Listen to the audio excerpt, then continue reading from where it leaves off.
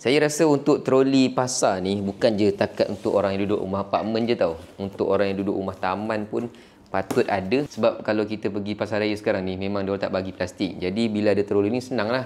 Daripada troli pasar raya, kita pindahkan ke troli kita. Ataupun kalau nak senang, bawa je troli pasar ni, pergi masuk dalam pasar raya, terus di dalam ni, nak scan, keluarkan, lepas tu masukkan balik.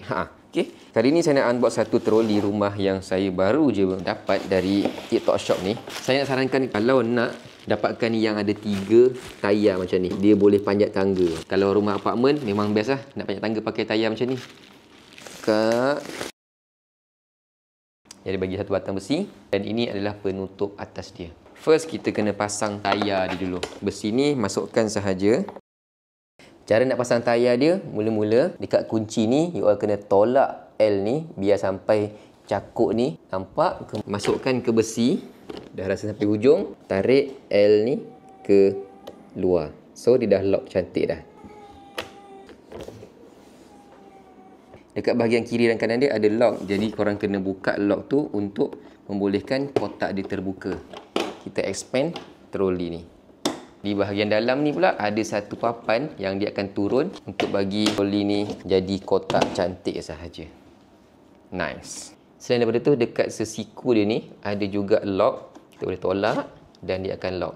Jadi kotak dia akan cantik terbuka. Untuk memegang pula, kita boleh tekan dan tarik ke atas. Tolak dan juga tarik troli ni.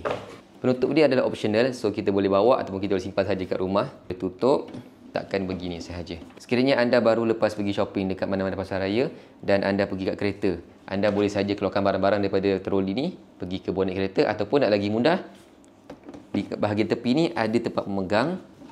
Boleh sahaja anda angkat keseluruhan troli ni, letak dekat dalam bonet kereta. So guys, troli ni ada dalam beg kuning kat bawah. Jika berminat, dapatkan segera selagi stok masih ada. Jom kita pergi shopping barang-barang dekat pasar raya. Sedap je tolak. Smooth. Harga pun sangat marhain. Bye-bye.